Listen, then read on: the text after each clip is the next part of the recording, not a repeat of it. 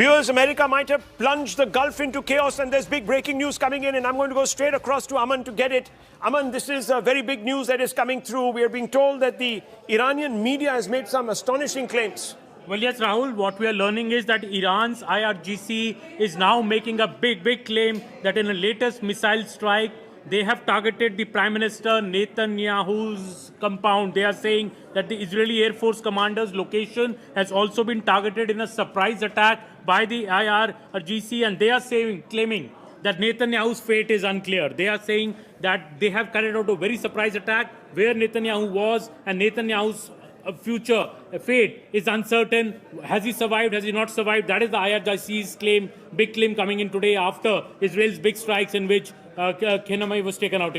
Well, you know, viewers, there is a lot happening on the ground there. I'm going to bring in Tom Cooper in just a few moments, but I'm going to go straight across to Akanksha also. Let's go straight across to Akanksha. Let's get some news from Akanksha. Akanksha, you're here with us, and I want to come straight out to you. It's a long newsroom, but there is some news breaking about the U.S. Embassy.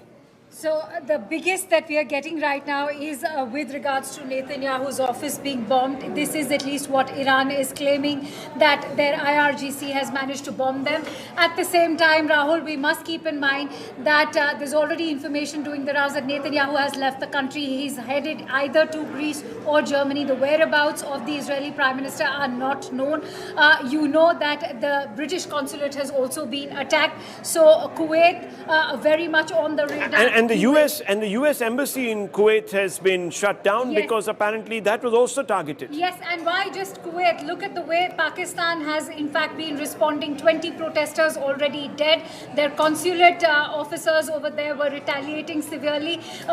US is currently on tenterhooks because their IRGC is very much digging in their grounds. In fact, there's a warning for the viewers over here. A lot of misinformation doing the rounds as we speak, because there's already viral videos showing how Iranian nuclear sites have been bombed on the other side.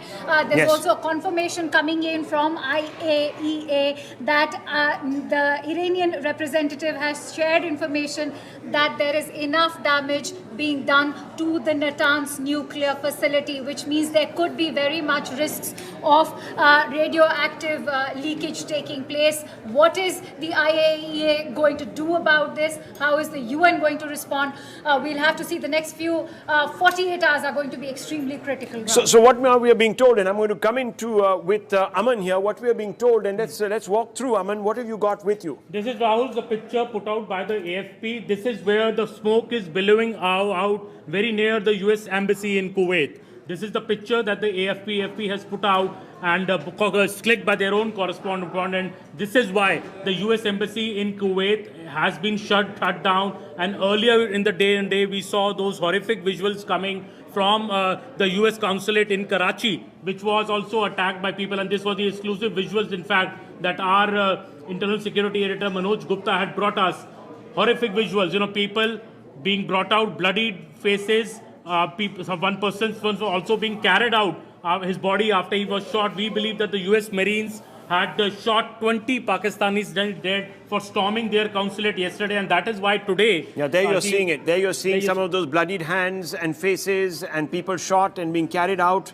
You can see some of those pictures, those are dramatic pictures. And then, of course, let's just go back to the other photo of the Kuwait photo of the suspected attack on the US consulate there, and that's why the consulate is shut. Now, we don't know if there were people inside that consulate or not, but AFP putting out this photo of an area very close to the US consulate. Now, how are these missiles getting through if there is complete aerial dominance over Iran? One doesn't know. This is the question, viewers, because it is the Gulf countries, and let's talk about this. There are many Gulf countries that are facing a lot of heat, aren't they, Aman, because of these attacks. Let's go straight back to Tom Cooper, because I'm going to talk to him a little bit about that. We're going to also open the map.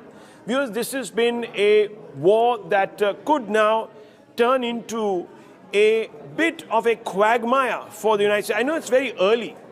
I mean, it's very early to sort of talk about timelines, because it's only been 37, 38 hours. But the Americans were hoping.